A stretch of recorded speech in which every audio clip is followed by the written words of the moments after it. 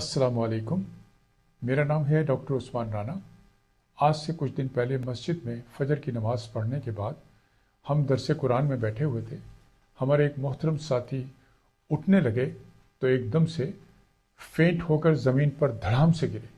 सब लोगों ने उस तरफ रश किया और अल्लाहु अकबर ये आवाज़ें आने लगी।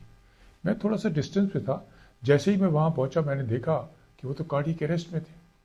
मैंने फ़ौरन जो है फोर्सफुल CPR किया और चेस्ट कंप्रेशन किया और विद इन सेकेंड्स जो है अल्हम्दुलिल्लाह वो होश में आ गए।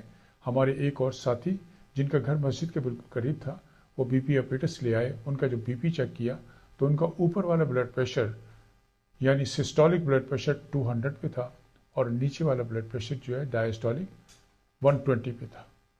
खैर इसी दौरान एक और हमारे साथी थे, उन्होंने 1122 वालों को कॉल कर दिया था। जैसे ही वो आए हमने उन्हें कार्डियक इमरजेंसी में शिफ्ट करा दिया और अल्हम्दुलिल्लाह वो सरवाइव कर गए। मैंने सोचा क्यों ना एक वीडियो बनाई जाए पब्लिक अवेयरनेस के लिए। फेंट होकर ज़मीन पे गिरना, इसे हम सिंकपी कहते हैं। फेंट होकर ज़मीन पर गिरना जो है इसकी बहुत सारी वजूहात हैं। मसलन एक होता है ऑर्थोस्टैटिक हाइपोटेंशन, यानी इसे हम पोस्चरल हाइपोटेंशन भी कहते हैं।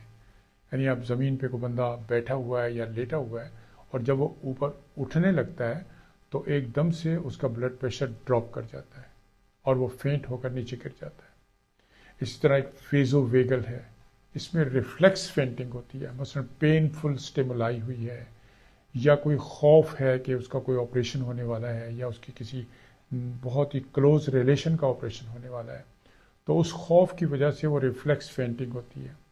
इसी तरह इमोशनल डिस्ट्रेस है, एकदम से यानी सडनली कोई बुरी खबर सुना देना या सडनली वो गुस्से में आ जाए किसी वजह से, तो उसमें भी रिफ्लेक्स फेंटिंग होती है। एक और है कैरोटिड साइनस हाइपर सेंसिटिविटी। ये जो कैरोटिड साइनस है, हमारी कैरोटिड आर्टरी होती है नेक पर, काफ़ी बड़ी शरियान होती है, उसके जो कैरोटिड साइनस है वो हाइपर सेंसिटिव या ओवर सेंसिटिव है। अगर उस पर किसी वजह से प्रेशर आ जाए, फिंगर का आ जाए, किसी और चीज़ का आ जाए, या जो लोग नेक कॉलर जो है टाइट किस्म का पहनते हैं उससे प्रेशर आ जाए, तो उससे भी हार्ट रेट जो है वो स्लो हो जाता है, ब्लड प्रेशर लो हो जाता है और वो फेंट होकर ज़मीन पे गिर जाता है। इसी तरह से सेरिब्रोवास्कुलर डिजीज़ भी हो सकती है, यानी कि ब्रेन के अंदर ब्लड वेसल्स में कोई प्रॉब्लम है, तो अगर पेट के अंदर स्टमक है, इंटेस्टाइन है, उनमें अगर कोई अल्सर या परफोरेशन की वजह से ब्लीडिंग हो जाती है तो उसकी वजह से ब्लड प्रेशर ड्रॉप कर जाता है। डिहाइड्रेशन की वजह से ड्रॉप कर सकता है। अगर हाइपोग्लाइसीमिया हो जाए यानी शुगर लेवल बहुत कम हो जाए, नॉर्मली जितना होता है उससे कम यानी 80 से भी कम यानी 70, 60 या 40 पे आ जाए, तो पेशेंट जो है वो फेंट होकर नीचे गिर सकता है। फालिज के अटैक में भी अच्छा होता है, स्ट्रोक के अंदर भी अचानक ही गिरता है वो नीचे, लेकिन उसमें हमें पता चल जाता है। या तो एक टांग और एक बाजू जो है वो काम करना छोड़ देते हैं, या फिर चारों लिम्स जो है पैराप्लेजिया होता है वो छोड़ देते हैं, बात नहीं कर सकता पेशेंट, वो हमें पता चल जाता है उस वक्त कि यार इसको स्ट्रोक हुआ है, और उसमें जिस्म भी ठंडा हो जाता है।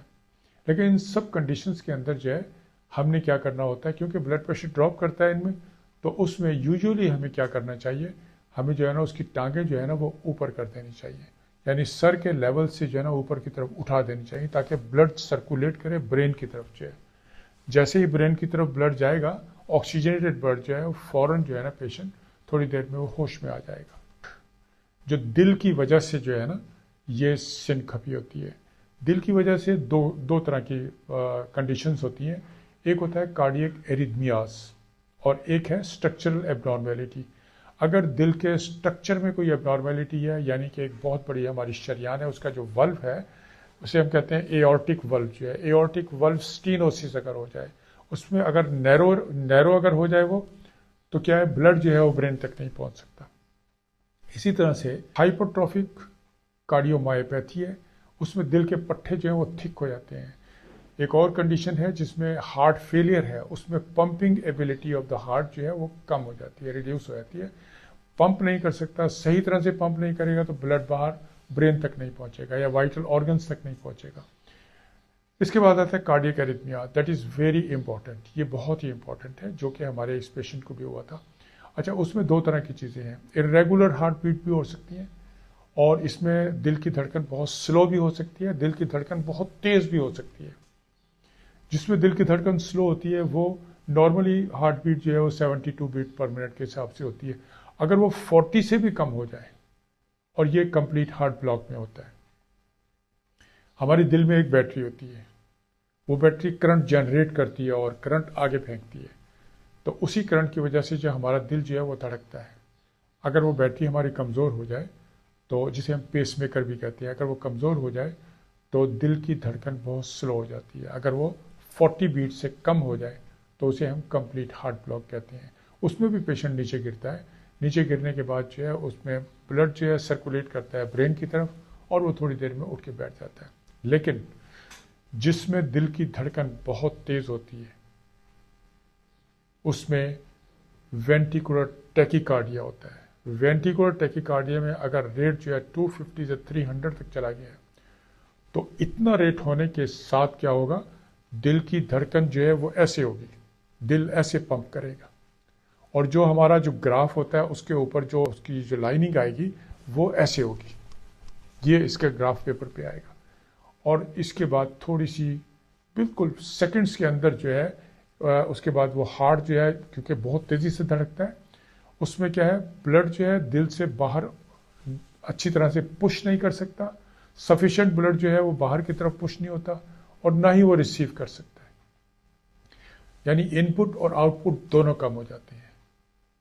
تو کیا ہوتا ہے، برین کی طرف جو ہے آکسیجنیٹڈ بلڈ جو ہے وہ نہیں پہنچ سکتا، ٹھیک ہے، اس سے پلس لیس ہو جاتا ہے، بی پی انریکارڈیبل ہوتا ہے۔ تو ایسی کنڈیشن میں جو ہیمو ڈائنامکلی جب انسٹیبل ہو جائے تو ایسی کنڈیشن میں ہم اسے جو ہے ڈیفیبریلیٹر لا کر اسے الیکٹرک شاک دیتے ہیں۔ ہمارے پاس ڈیفیبریلیٹر مشین ہوتی ہے، اس سے ہم الیکٹرک شاک دیتے ہیں۔ اگر وہ اویلیبل نہیں ہے تو پھر ہمیں CPR کرنا پڑتا ہے، ٹھیک ہے۔ اس کے ودن سیکنڈز وہ VF میں چلا جاتا ہے، یعنی وینٹریکولر فیبریلیشن میں۔ اس میں کیا ہوتا ہے، وہ جو پہلے ایسے کر رہا تھا اب وہ یہ فیبریلیٹری موومنٹ ہے، یہ فیبریلیٹری موومنٹ ہے، ٹھیک ہے، یہ گراف کے اندر آئے گا، اس سے جو ہے فیبریلیٹری موومنٹ۔ اور اس کے بعد جو ہے اگر ہم اسے CPR نہ کریں تو پھر وہ بالکل اسٹریٹ لائن ہو جاتی ہے، گراف کے اندر بالکل اسٹریٹ لائن ہوگی اور دل جو ہے وہ بند ہو جائے گا۔ اس کے بعد پیشنٹ ایکسپائر ہو جاتا ہے، پھر بعد میں CPR کرنے کا کوئی فائدہ نہیں ہے۔ تو یہ آپ کو ایک اویئرنیس دینے کے لیے یہ میں نے ایک ویڈیو بنائی ہے۔ اگر آپ کو یہ پسند آئی ہے تو آپ اپنے دوستوں میں شیئر کریں اور میرے لیے دعا کریں۔ اپنا بہت خیال رکھیے گا۔ اللہ حافظ۔